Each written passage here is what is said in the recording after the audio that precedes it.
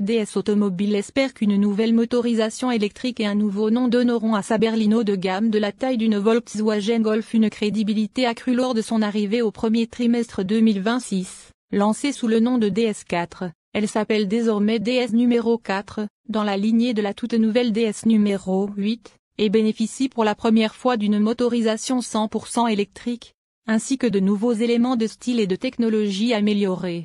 Groupe Volkswagen en sait quelque chose, lui qui a mis 25 ans à légitimer Audi face à Mercedes et BMW, marque à part entière depuis 2014. Pendant 5 ans les DS étaient les versions haut de gamme de Citroën. DS Automobile connaît depuis de nombreux doutes et soubresauts, avec des ventes en berne ces derniers temps. Pour se relancer, la griffe tricolore a un programme chargé ces prochains mois.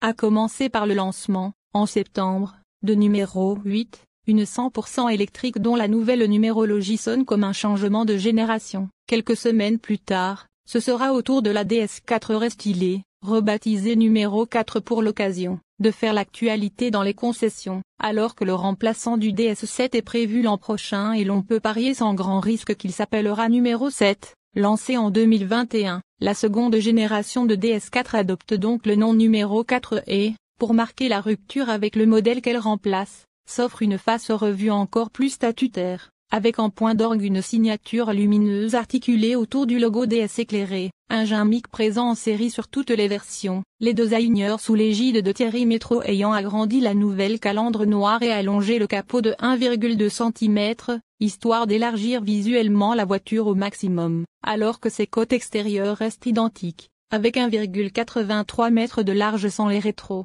L'avant concentre 90% des modifications à lui tout seul et la poupe évolue plus subtilement. On note quand même que les intérieurs de feu adoptent un masque noir, la grande nouveauté étant le remplacement du logo de la marque par un DS Automobiles écrit en toutes lettres au-dessus du numéro 4. L'ensemble ne manque pas d'élégance, notamment quand la voiture profite d'une carrosserie biton avec un toit noir.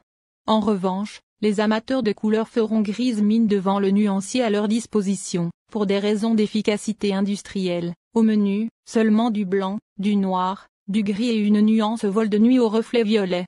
Pas de vraie couleur au menu donc. À bord, les évolutions sont plus discrètes, on remarque, toutefois, d'emblée la disparition du « guère utile » petit écran tactile à côté de la gâchette servant de levier de vitesse. Il est remplacé par un support où l'on pourra aussi bien poser son smartphone qu'un ticket de péage / parking. L'autre changement, c'est le remplacement de l'écran compteur de 7 pouces par un afficheur de 10,25 pouces. Derrière les graphismes revus, inspirés de numéro 8, il profite d'un fond de compteur donnant une illusion d'effet 3D. L'ensemble des évolutions s'avère un peu court pour susciter l'effet nouveauté.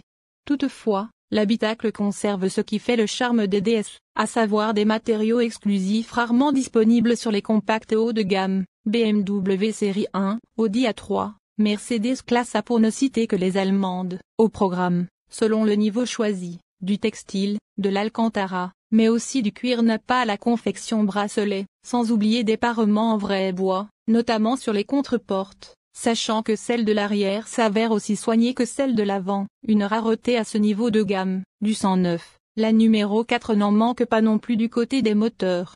La principale nouveauté est assurée par la version 100% électrique E-Tense, sans grande surprise toutefois, puisque la numéro 4 possède la même plateforme modulaire EMP2 que les Peugeot E308 et E408.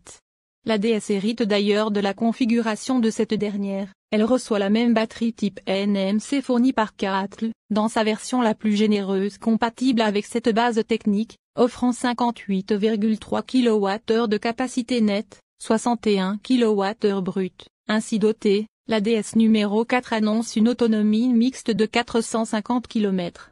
Une valeur évidemment théorique, et optimiste, vu que ce chiffre correspond à une moyenne inférieure à 13 kWh au 100 km. L'on attendra donc une hypothétique évolution équipée d'une batterie bien plus généreuse de 86 kWh, des prototypes ainsi pourvus ayant récemment été surpris en phase d'essai. Quelques efforts ont été menés concernant la gestion de l'énergie. Une pompe à chaleur est de série, tandis que l'aérodynamisme a été peaufiné à travers notamment une garde au sol réduite de 10 mm et une calandre pleine. Côté performance, la DS numéro 4 électrique avance des chiffres comparables à ceux de l'E408, équipée du même moteur sur le train avant, mais elle se montre légèrement plus puissante avec ses 213 chevaux plus 3 chevaux, et 343 Nm de couple maximal. Le 0 à 100 km/h est effectué en 7,1 secondes, faisant de l'ETANCE la version la plus performante de la gamme. Notons que le poids annoncé à 1792 kg paraît presque modéré compte tenu de la batterie.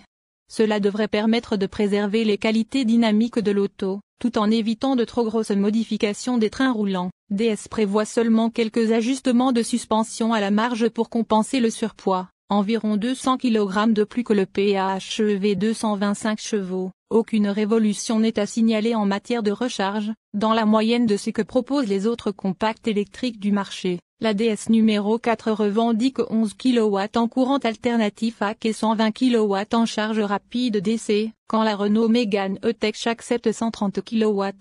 Grimpeur de 20 à 80% de batterie demande ainsi un peu moins de 30 minutes, rien d'exceptionnel donc, mais de la part d'un modèle conçu sur une plateforme multi-énergie, non dédiée au 100% électrique. Les prestations semblent malgré tout flatteuses. Enfin, une fonction V2L, permettant d'alimenter des accessoires avec la batterie de la voiture, sera également disponible.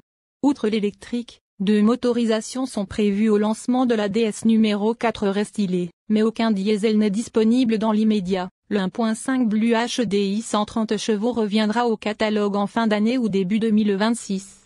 Il paraît en effet difficile de s'en priver, ce moteur assurant plus de 30% des ventes du modèle. Au lancement, l'entrée de gamme est animée par le 3 cylindres 1.2 à hybridation légère, récemment rebaptisé hybride 145.